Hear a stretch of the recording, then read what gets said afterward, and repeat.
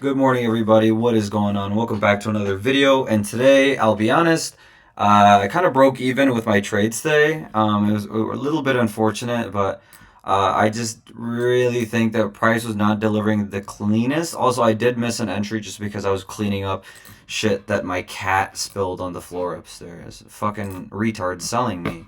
But anyways, we'll get right into this. So coming into the day, I was heavily unsure about my bias. I honestly didn't know where price wanted to go. I do see that this 4 hour gap was an inverse, so I was leaning a little bit bearish. Um, and the draws on what's it called buy side were just way too far. And the draws on sell side were a lot closer and they were stacked on top of each other.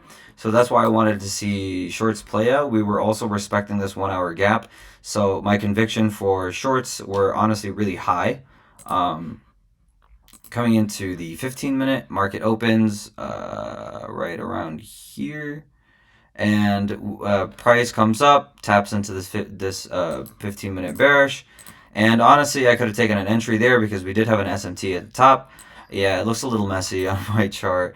But I honestly just did not believe this because we could honestly just rebalance and then push past this 15 as the SMT being the reasoning for a rebalance. But honestly, theoretically, this is probably would have been the best entry right around here. Stops right here and then targeting that internal low. That would have been the perfect trade. However, I wasn't there. I was upstairs cleaning the mess that my stupid cat made. Anyways, so I wanted to see some sort of disrespect with these lows. So I entered initially just some shorts. I kind of had a 22-point stop again, targeting this low. That kind of honestly didn't play out, but again, shorts are still my conviction. So I entered one more position right around here. Once we finally started dropping, kept my stop relatively small. I think I did another 22 points. Honestly, got stopped out for that. Honestly, I see that I should have put it up here at this protected high. However, I just didn't think that price had any reason to rebalance that high before dumping lower. I guess that was just on me.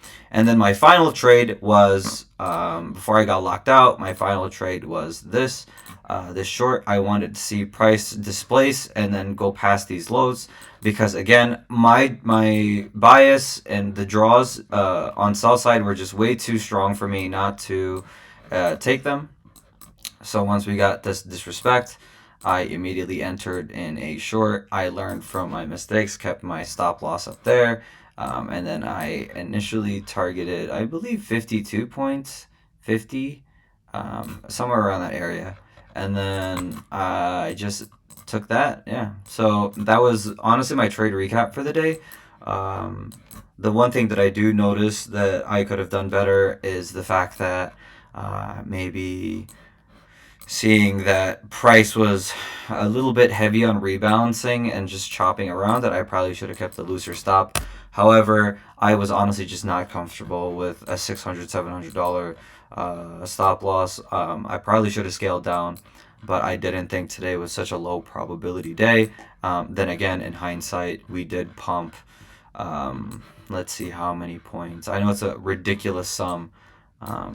We pumped up about 900 points. So honestly, should have just de-risked. I mean, horrible price action, horrible conditions, but you just gotta adapt to these market conditions. Obviously, I failed to do that until the very end, which is by moving my stop loss a little bit wider, because you can't always have any days where your stop loss is just like at your average 25 25-point stop loss. Sometimes you're gonna have to be a little bit uncomfortable, and I just didn't feel like risking my half of my account for this.